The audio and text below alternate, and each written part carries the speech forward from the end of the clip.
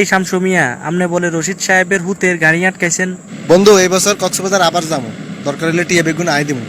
এই থামো থামো। বন্ধু একটু লাইনে থাক, পুলিশের সিগন্যাল দেয়, গাড়ি খাড়া করে তুই গো। এই ছেলে গাড়ি থেকে নামো। কিল্লাই স্যার? একে তো গাড়ি ওভার স্পিডে চালাচ্ছ, আবার ফোনেও কথা বলতেছো। যত জোরেই চালাই না কেন গাড়ি আর নিয়ন্ত্রণেই থাকে। তাছাড়া মোবাইলে কথা কইলে কিসে? দেখি তোমার ড্রাইভিং লাইসেন্স দেখাও। আর না আর লাইসেন্স ছাড়েন, সাহস তো কম নয়। জানেননি আইকে আর বাপ এই এলাকার প্রভাবশালী ব্যক্তি। তুমি যার ছেলেই হও না কেন, মামলা তোমাকে দিতেই হবে। তুমি একসাথে 3টা অপরাধ করেছো। এই নাও তোমার মামলার চালান রশিদ।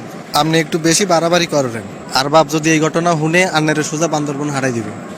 এইসব কথায় ভয় পাওয়ার মানুষ আমি না। আন্নারে আর মাথাত রাখছি, আন্নার এক ব্যবস্থা করি স্যার। হ্যালো আব্বাজান, রাস্তার শামসুদ্দিন নামক এক ট্রাফিক আর গাড়ি আটকাইছে।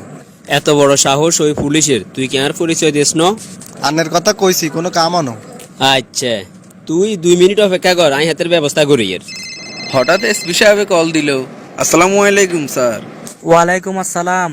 এই শামসু মিয়া, আমনে বলে রশিদ সাহেবের হুতের গাড়ি আটকাইছেন।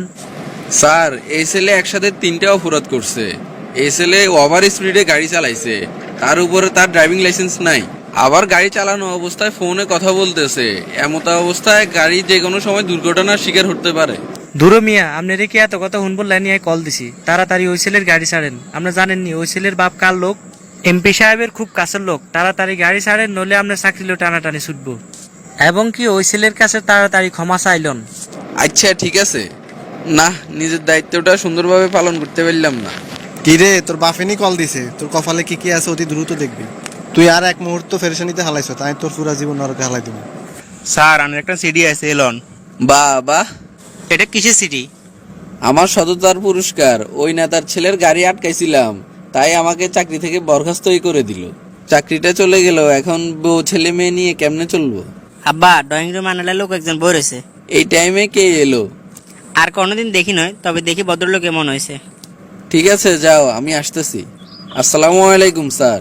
ওয়ালাইকুম আসসালাম। স্যার আমার চাকরিটা তো খেয়ে দিলেন, এখন আবার কি শেষ করতে এসছেন? শামসু সাহেব, আরে ক্ষমা করে দেন, আমি অনেক বড় ভুল করিয়া লাইছি। কেন, কি হয়েছে স্যার? আপনারা তো কোনো অন্যায় করে অনুশোচনা করার মতো লোক না। এখানেই তো বড় সমস্যা। আই যদি আর হুদের কথায় আমনে চাকরি শেষ না করতাম, তাইলে অন্তত আর হুদ গাইজ দুনিয়ায় বাঁচি দেখতো। আপনার ছেলের কি হয়েছে? আমার পোলায় অতিরিক্ত স্পিডে গাড়ি চালায় রোড অ্যাক্সিডেন্ট করি পরপারে চলে গেছে। স্যার কিছু মনে না করলে একটা কথা বলতাম। আসলে আইন আমাদের সকলের মেনে চলা উচিত। আইন তো সবার জন্যই সমান, সকলের ভালোর জন্যই তো এই আইন তৈরি করা হয়েছে।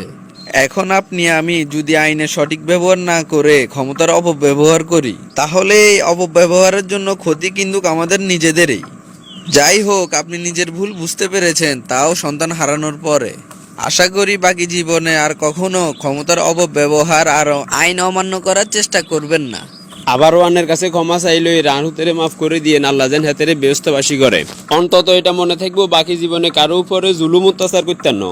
আল্লাহ আঙ্গ সবাইরে হেদায়েত নসিব করুক এবং সঠিক পথে চলার তৌফিক দান করুক। আমিন।